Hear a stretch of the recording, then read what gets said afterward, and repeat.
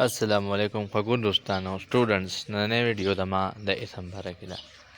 اسم کوم چې انګلیش ګرامر او زموږ لینګویج سره ریلیټ دی، مطلب یو تعلق ساتي، نو په دې وجه دا ما یو ترتیب سره ویډیوز تیار کړي دي. هغه نور ویډیوز کوم تاسو کتلی شئ چې کوم ترتیب سره دي، خو دې کې ورب وغیره دا ټول څیزونه ما کړي دي، او دې کې اسم هم ډېر ضروري و. د اسم ڈیفینیشن اردو او پشتو ہر لینگویج کی یو شان دی، ہو مطلب کسی شخص چیز یا جگہ کے نام کو اسم کہتے ہیں اور انگریزی میں ناؤن کہتے ہیں. انگلش کې ورته ناؤن وایي او په پښتو کې ورته په هغه کې ورته اسم ویل کېږي، په اردو کې ورته اسم ویل کېږي. نو شخص مطلب څوک سړی یا کسه، چیز نو څه څیز او جگہ نو څه ځای، دې ته اسم ویل کېږي. نننۍ ټاپک چې کوم دی نو پروناؤن باندې دی، ناؤن او پروناؤن باندې دی، مطلب اسم اور اسم ضمیر. نو دې کې تاسو وګورئ چې ناصر از اے ګډ بوائے ای لایک فروټس.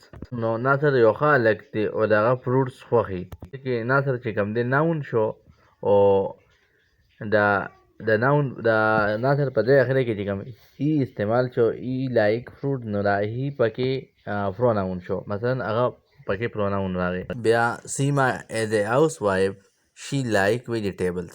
سیما چې کوم ده نو یو کور کې مطلب ښځه ده، هاوس وایف ده، او شي لایکس ویجیټیبلز، نو د هغې سبزیانې خوښوي. نو سیما چې کوم دی دا ناؤن شو، او شي چې کوم دی دا پروناؤن شو.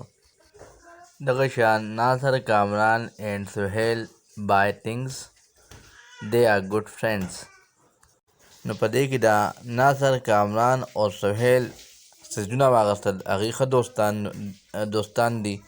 نو مطلب ناصر او کامران او سہیل دا پکې ناؤن شو، او دا دی چې د هغې په ځای استعمال شو جمع، نو دا پروناؤن شو.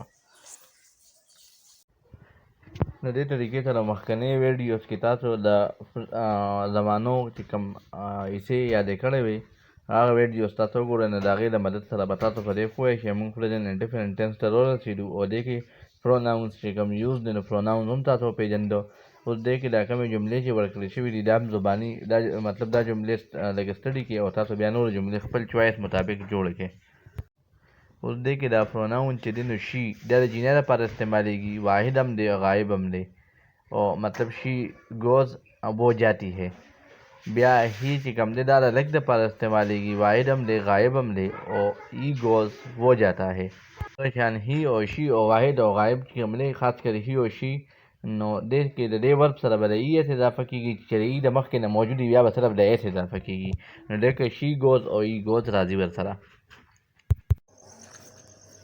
بیا دی ګورې، نو دی چې کوم دی نو دا جمع دی او غایب دی، مطلب ګڼ کسانو لپاره دی، او غایب په موقع باندې نشته کسان، غایب هم دی.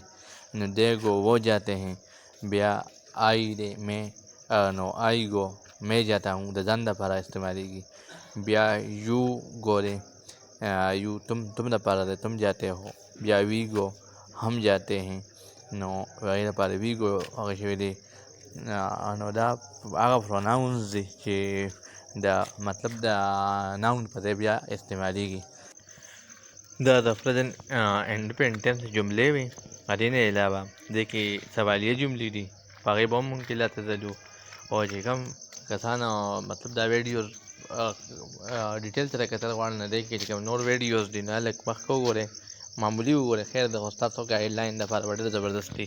انشاءالله نیکسټ ویډیو کې به بیا میلاویږو. اوکې، الله حافظ.